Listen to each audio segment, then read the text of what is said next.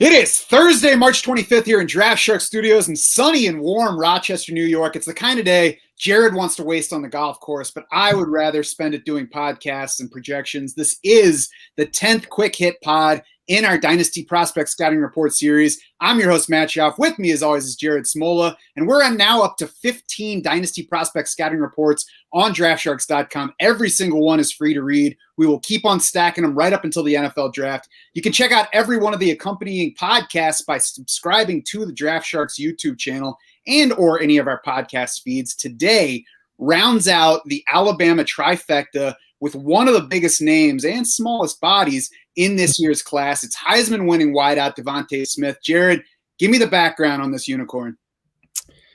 Yeah, I think if you were paying any attention to college football last season, you kind of know what DeVonta Smith did.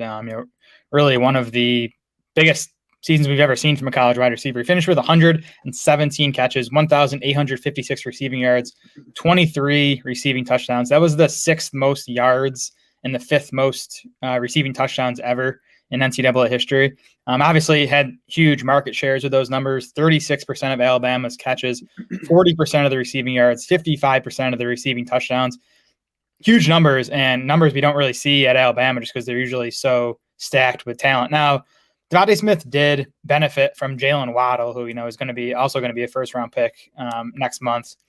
His absence for a lot of the season. Waddle was really only healthy for the first 4 games of the season.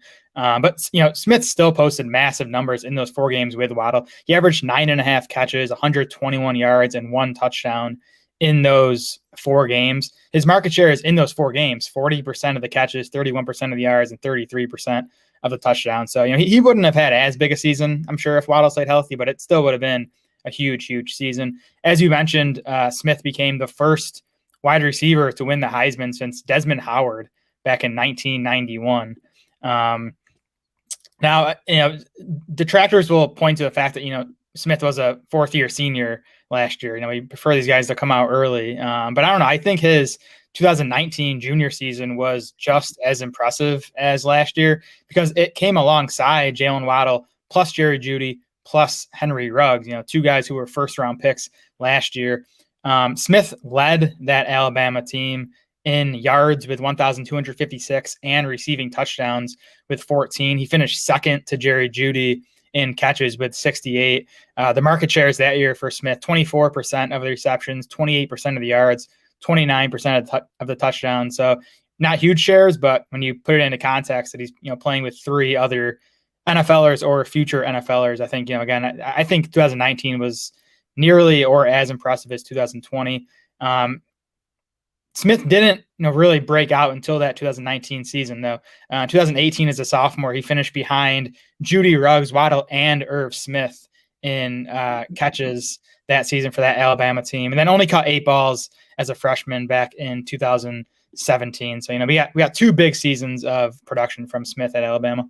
Yeah, so that alludes to a couple of the questions with DeVonta Smith. Breakout age has become a big thing in projecting dynasty prospects. That is the age at which a player, or a wide receiver in this case, hits the 20% dominator rating for the first time in his college career. As you mentioned, relatively late for Smith. He was 21 in his breakout season. You generally like to see a wideout do that earlier. And dominator rating, the baby of Frank DuPont, who you might have known as Fantasy Douche on Twitter, that measures a wideout's share of his offense's receiving production. So Smith, for his career, had a 28% dominator rating, according to Andrew Erickson of Pro Football Focus. That's the same as Jamar Chase had at LSU. It's behind Rashad Bateman and a few other guys in this class. But Smith's 2020 dominator rating was 47%.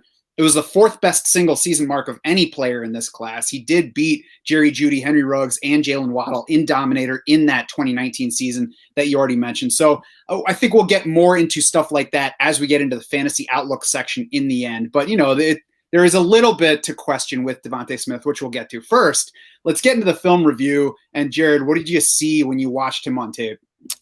Yeah, I mean, he's my favorite player to watch in this year's wide receiver class. Probably my favorite player in the last few classes. I kind of first fell in love with Smith when I was studying Jerry Jeudy and Henry Ruggs last year, watching all those Alabama games. And I thought Smith looked like their best wide receiver in most of those games. I mean, kind of makes everything look easy. I think he's a complete receiver. There's no weakness to his game. He can win on short stuff with the releases and the quickness. He can win in the intermediate game. He has the speed to get deep. He just has like easy, effortless, like gliding speed. It doesn't even look like he's trying. He just runs by defenders. He also has a big catch radius, and we'll get into the size thing, but he is 6'1" and he has long arms. So, he's a big target, a bigger target than I think you'd think for his quarterback. Reliable hands, can win contested stuff. Smith was one of only 2 players in the NCAA last season to receive a 90-plus receiving grade from Pro Football Focus inside the red zone. So I think, that speaks to his ability to, do stuff in tight quarters, which you might not expect of a receiver from, of his size. Yeah, I mean, there's really not a whole lot else to say here, I don't think. The guy was awesome. He put up one of the best college football seasons ever at the position. The argument against DeVonta Smith, I don't think is on tape. So, I mean, unless you have anything else for this section, we can move on to the fantasy outlook, because I think that's where you can see maybe some merit to the argument against Smith. What do you have in the fantasy outlook for DeVonta Smith? Yeah, I agree. I mean, I don't see how you can knock him based on the tape. I don't think you can knock him based on the production, even if his breakout age was a bit later than we'd like. The knock on him, and it's a valid concern, is his weight. He's 170 pounds. He weighed in at 170 at his pro day. What was that, yesterday? The only receiver in recent memory to be consistently productive in that weight range is Deshaun Jackson. So, Smith would be an outlier if he, succeeds at the NFL at that weight. Drew Osenchuk, he's at DF Bean Counter on Twitter. You should definitely follow him for dynasty stuff. He's awesome. He's done a lot of work into the correlation between BMI, which is, basically a measure of a person's height versus weight, and fantasy production. So what he does is he groups wide receivers into 2 buckets. Alpha wide receivers are guys with BMIs of 26 or more. Betas are wide receivers with a BMI below 26. Smith pretty easily falls into that second group. His BMI is somewhere between 22 and 23. And, that's worrisome, because based on Drew's work, only 37% of betas drafted in the first round. So, these are, highly regarded incoming rookies. Only 37% of betas ever recorded a wide receiver 2 season as a pro, versus 55% of alpha wide receivers recorded at least one wide receiver 2 season. And the split's pretty similar if you're looking at wide receiver 1 seasons. Only 26% of first round betas had at least one wide receiver 1 season versus 41% of alphas. So Smith's weight is definitely less than ideal. His body type, though, is different than a lot of guys that weigh 170 pounds, because, again, he's 6'1", so he's not short, and he has a 78.5-inch wingspan. That lands him in the 72nd percentile among all wide receivers. So he has long arms, and if you've seen the guy, if you watched him play, he has long arms. He uses those for that big catch radius. So he just has a body type that really we haven't seen in the NFL yet. That's the thing. So the BMI stuff is out there, and anybody there, you'll find a lot of people who just scoff at the mere notion of knocking Smith for his BMI. And I think that's stupid. I mean, the only reason anyone's going to point to BMI as a potential issue for a receiver in the NFL is because they studied the history and have found that players in the same bucket that DeVonta Smith is in that category have not tended to succeed as much as other players. Does that mean that he can't work out? Of course not. And I don't think Drew or anybody else who is wary of Smith because of his BMI is going to say the guy is an absolute bust. There's no way that he's going to do anything in the NFL.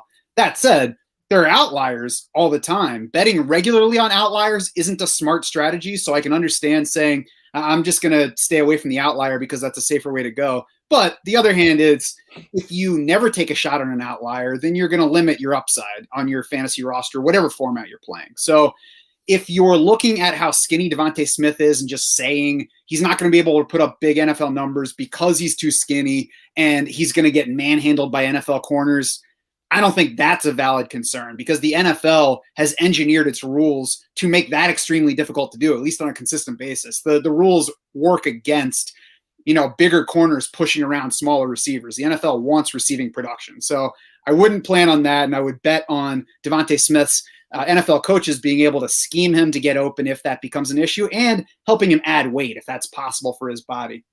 Now, like I said, I don't think there are a significant number of people that are actually saying Smith is going to suck in the NFL. He's just going to be terrible. The real question, I think, is who does he fall behind here? Does he fall behind Jamar Chase? Is he behind Rashad Bateman on your board, Jalen Waddle, any other wideouts that you like at the top of the class? I think in most cases, if you have DeVonta Smith third or lower among wideouts or, outside the top 5 overall in your rookie rankings, you're probably not going to get him.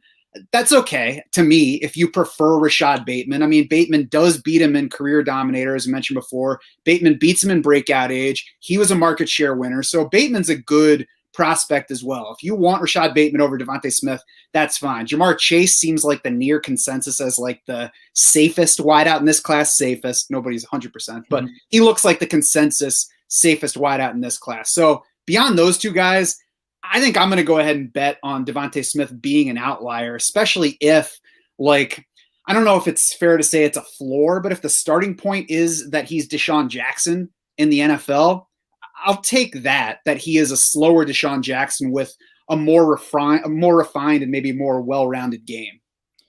Yeah, I mean, he's not a perfect prospect because of that size, but there are very few perfect prospects. You can find flaws and, things to be concerned about with most of these guys. I mean, even Jamar Chase, I mean, he had just one big season. Now, we've talked about him. I've wrote about him. It was a massive season alongside Justin Jefferson.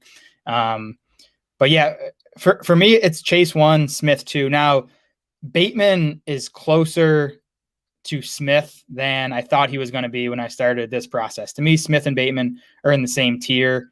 They're probably both a tier below Chase. Like, to me, Chase is the clear number one just because of that production. He did it at a big program, and he has that alpha size, the size we want to see out of a guy who, hopefully will become a number one wide receiver for his NFL team. But I'm not overly concerned with Smith's weight just because we saw him dominate so strongly against SEC competition. Like, he was facing future NFL cornerbacks on a weekly basis at Alabama, especially when Waddle went down last year. I mean, Smith was obviously the focal point of opposing defenses and still dominated. So I just don't think the weight is going to stop him from being successful at the NFL level, even if it does make him a quote unquote outlier. Yeah, I mean, so I think it's important to look at what the downside is in betting on Smith here. Is the downside that he's more of a Will Fuller type where he misses a few games every year, but he's explosive when he's on the field? I mean, I don't think that he's going to be Todd Pinkston where he gets into the NFL and he's just too skinny and he stinks. I don't think that is the downside. So, again, if you're weighing him against Rashad Bateman, I could see Bateman being ahead of him. And I think that it will depend somewhat on where both of these guys land. I think if one guy lands in Miami and the other guy lands in a much better spot for immediate production, I could see Bateman even hopping over DeVonta Smith. But DeVonta Smith's definitely not moving any further than that down my board. And I think he's probably number 2 right now, in the vacuum that we're in at the moment. Yeah, 2 good points I'm glad you brought up there. One is, it sure seems like Smith's going to have draft capital on his side. It seems like he's going to be a top 10 pick, potentially even a top 5 pick. The other point you brought up is durability, and Smith was super durable at Alabama. He got knocked out of that national championship game last year with a dislocated finger. Like, that's a fluke thing. That's not something you're going to worry about at the NFL level. Besides that, he only missed 1 game over his first 3 seasons with a hamstring injury. So, he played again at a high level program and was durable for the most part. Yeah, but Jared, how skinny are those fingers? Are they too skinny for the NFL? I'm sure they're long and skinny. Check out DraftSharks.com for the full scouting report on DeVonta Smith, plus 14 others so far, many more to come. As I've mentioned, the prospect scouting reports are all free to read, but you should lock in your DS Insider access. That way you can see where DeVonta Smith sits in our dynasty rankings right now, as well as accessing our 2020 run redraft rankings and the MVP draft board, which are both already live for the coming season. You can also find us on Twitter. We are at DraftSharks. Jared is at SmolaDS. I am at SchaufDS. It's SCHAUF. For Jared Smol and the rest of the Draft Sharks crew, I'm Matt Schauf saying thanks so much for swimming with us.